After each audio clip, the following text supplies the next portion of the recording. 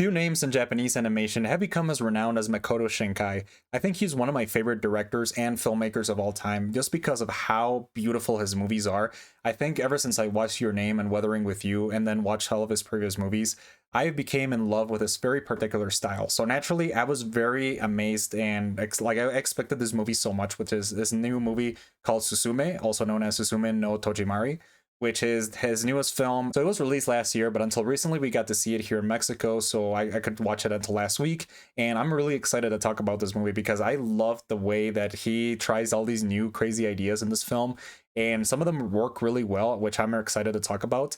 And it's just a really interesting film because it has a lot of things that I think Makoto Shinkai wanted to include in this movie. And it just made me feel really happy to review it because, as always, it's just such an amazing work of art from beginning to end.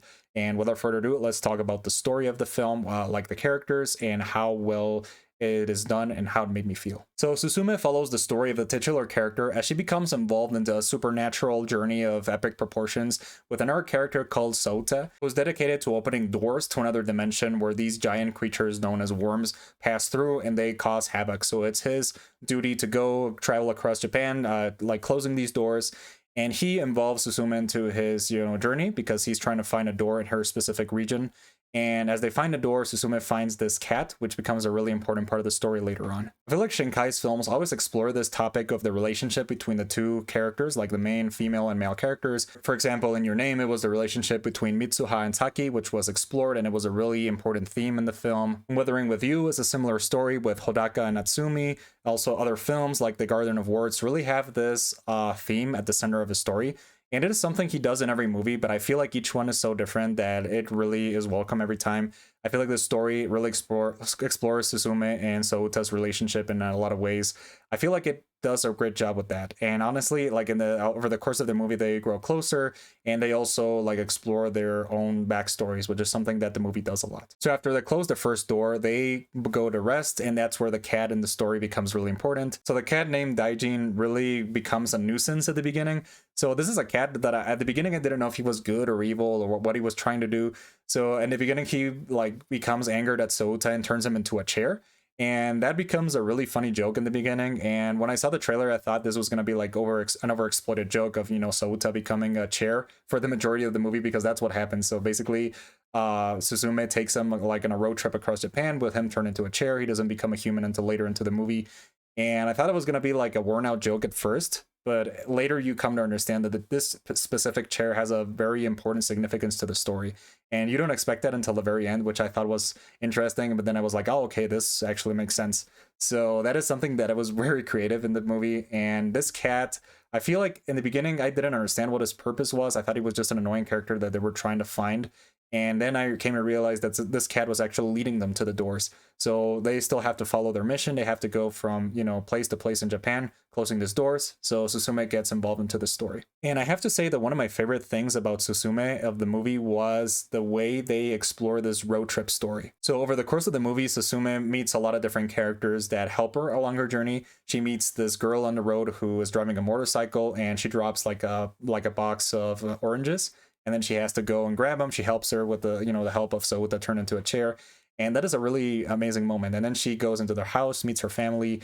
And those like small moments, especially there's another scene where like this woman finds Suzume and she has like two little kids, which became really funny characters.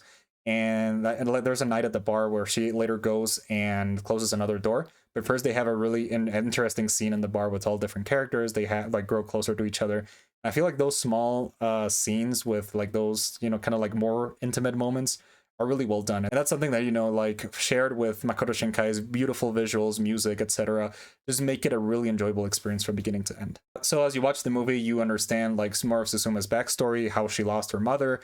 And at the end, they have like they have several like showdowns with, the worms that go through all these portals through the doors. And you never know like where they come from. That is something like the movie I thought would have been done better, is give a little bit more context about why these things go through the doors. Because like compared to other Makoto Shinkai movies, like for example in Your Name, Weathering with You, there's not really like an evil force per se. Like it's like there's a lot of magic that it's not explained, but there's never really like a threat, like something that is kind of like antagonistic. And this is one of like the first Makoto Shinkai movie where there's like an actual evil antagonist, kind of like similar to Evangelion. This like evil force you don't know nothing about like what is going on, and it kind of explains it a little bit with the cats. But I think they would have like expanded more in that story. Would have been made the movie a little bit better. So at the end they save the day and they actually discover like there's a way to time travel to the past. And adult Suzume meets like the little girl Suzume, and they interact with her in a way that kind of like sets the whole story in a circle. So I feel like the story, I would probably say that it would take a couple watches to really get into it, but I feel like it did a lot of great things in the movie. So I really enjoyed the story. It's a little bit more confusing than other Makoto Shinkai movies with the magic and how things work, especially with the cats, like their significance. I feel like it would have been better for a couple watches, but I love the way everything just connects in really amazing and smart ways. So yeah, and to wrap it up, I'm going to mention the two things that I love the most about Makoto Shinkai's movies. The first one is obviously the visuals. I can never get enough of those. Every single frame in this movie is just beautiful, just like in the other movies. There's just no way to go wrong in a movie with those. Like it could be like the worst story in the world and I would still enjoy these movies because it is just so beautiful to look at, like every single scene in Suzume and his other movies. And the other thing I like is like his collaborations with Radwimps, like the band that composes the score for the movie. I feel like the score for this movie is just phenomenal. It's just like every single time there's a Makoto Shinkai movie, I'm like, yep, this means more bangers by Radwimps. So that is something I really, really appreciated. And yeah, I loved it. Especially love like the title track of the movie, which is Suzume. I love that track so much. I've been playing it a lot over the last day, and it's just so beautiful. So yeah, I love this movie. I think I would rank it like below the other two Makoto Shinkai movies, but I feel like it's just really amazing. I feel like he can do no wrong at this point, and I'm gonna give it an 85 out of 100. Just really enjoyable overall, and I guess that's it. Those are pretty much all my thoughts on Suzume. So if you like watching this video, please go watch the movie and also follow me on Twitch and my other social media. So that'll be everything for today, and I'll see you later.